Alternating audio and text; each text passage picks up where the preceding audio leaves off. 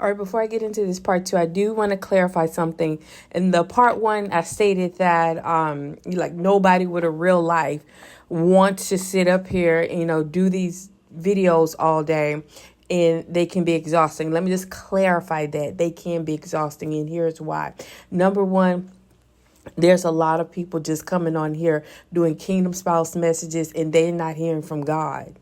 And if you know that you're a real voice and you're a real authentic voice, the last thing you want to do is be caught up in a sauce with a bunch of frauds. And I think that's with anything. Anybody who does anything original, and you're authentic, you don't want to be caught in with the fakes, right? And the phonies. So that was that part when I said that, it could be exhausting because it's like this whole topic is easily perverted because it's popular, and anything that is popular becomes lucrative.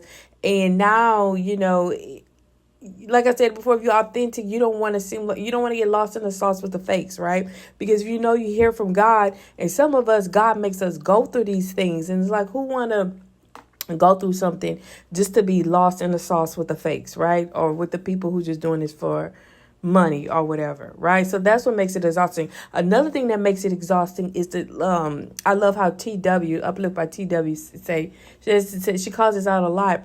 Is it, the tickling of ears? And let me just kind of elaborate on that a little bit. So say, for instance, like this, I'm gonna give you an example. Let's say you cook a good meal every day, and nobody comes for your good meals, right? Your good home cooked meals, right? But everybody shows up on pizza night.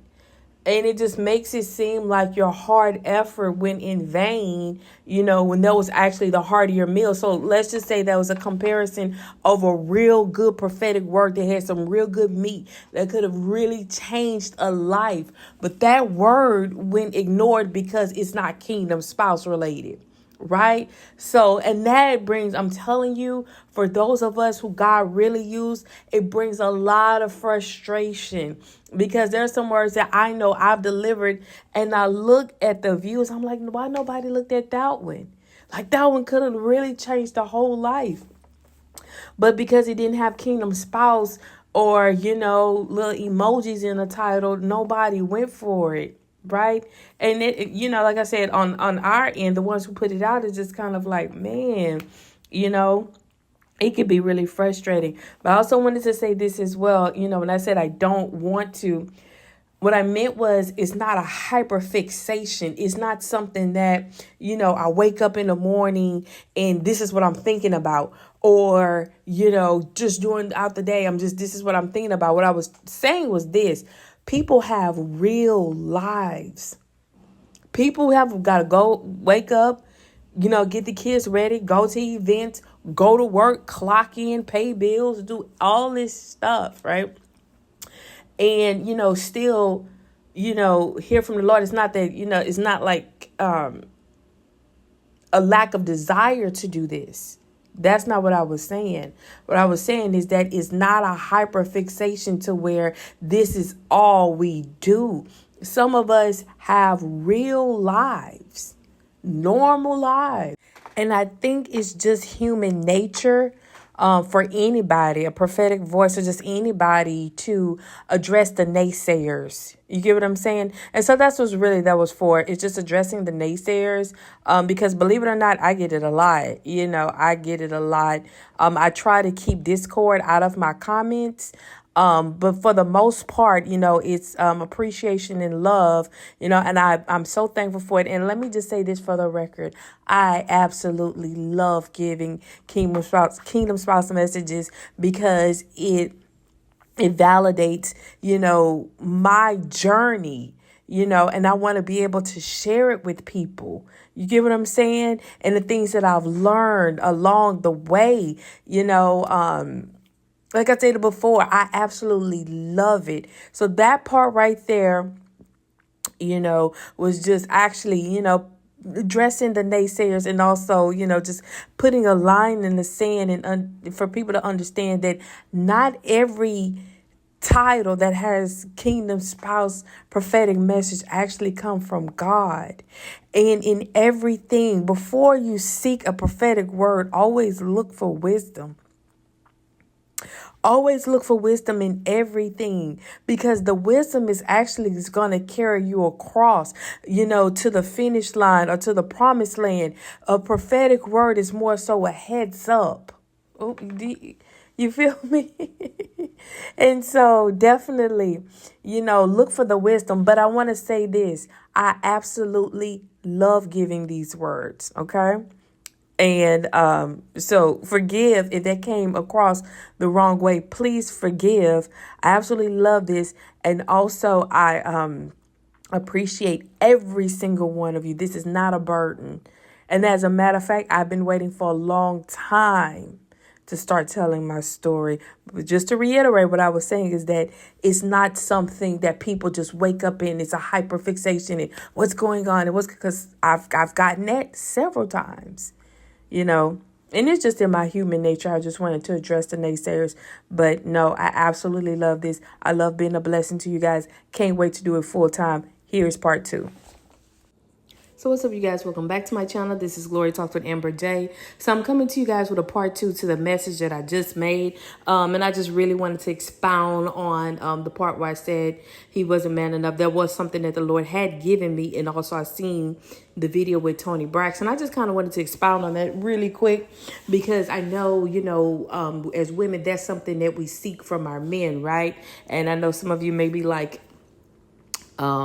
well, if he doesn't feel man enough, why is he even trying to pursue? Let me just expound on that a little bit, okay? And this is actually what was given to me, how it was given to me. A lot of you guys, in your single season or this season of separation, you've really elevated. You've become the woman that that he always knew you to be, or you could be, the woman that, the plan that the Lord had for you. You've become it now. It's not just an idea, a prayer, or a hope. It's in the tangible, right? And for whatever reason, your significant other feels like they didn't keep up. But you got to be very careful with that, right? Because they could have grown in the spirit. If they have lost pride and ego, then they've risen in the spirit. It's only going to be a matter of time before that takes fruit in the physical realm. So it can't always be apples for apples, right? So in other words, ladies, if this is for a lady, you've risen in the spirit. And in the physical, the man probably feel like he hasn't caught up to you, or you've exceeded him, and it makes him feel small. Is this making sense to somebody? So when I said he doesn't feel man enough, it's not that he's not a man. He just feels small right now, right? Or inferior. Thank you, Holy Ghost. And he feels inferior to you. Right? And ladies, let me tell you something. The quickest way to lose a good man is to call that out. All right? Don't ever call that out. You'll probably never hear from him again. Okay? What you do is you pray over it. You pray over it. Right? And if you guys come back into communication, you speak to the parts of him that he was so proud of. Right? The things that he loved the most, the things that made him get up and go, that gave him his drive. You speak to that. And that's how you kill the insecurity, because men have them. We like to pretend they don't, but they do. It's just reality. Right? So I just wanted to clarify that really quick. As far as the part where he doesn't feel man enough, it's not that he's not a man, or that he is indeed not man enough. That's not the case. Because I said it before, I know some of you may be like, well, if he doesn't feel man enough, why he even trying to pursue? It's just that in seasons and in life, people go through changes, right? This is why we have vows for better or for worse, for richer or poor, in sickness and in health. And your season may not be a reflection of their season, but And also stated before, let me say this, your growth may not be the same growth as theirs and vice versa. But you got to recognize growth when you see it, even if it come in different forms. So if the man comes back, right, and he's better in spirit, you best believe, honey, and he submitted unto God now, oh, this man about to be some serious business. You best, but now that he got his head on right, now that he's in the right heart posture he's supposed to have, oh baby, he about to be some serious business. And just you wait.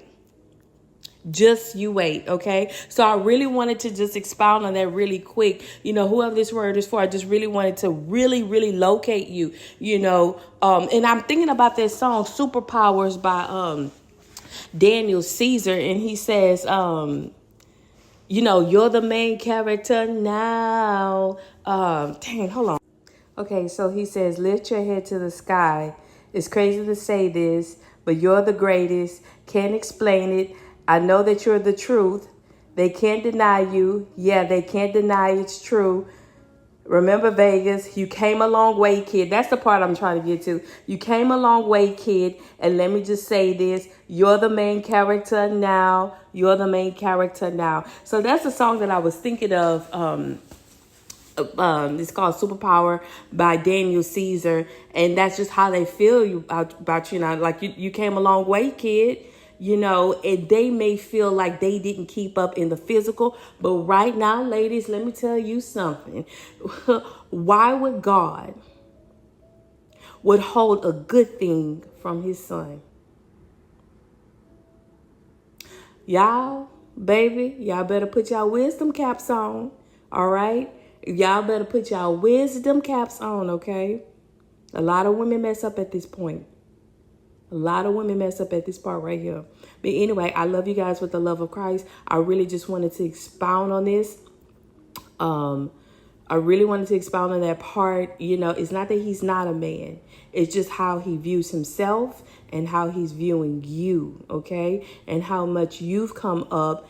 And, you know, it may seem like he hadn't, but his elevation is where it needed to take place first, which was internal. I love you guys with the love of Christ. God loves you more than you'll ever know.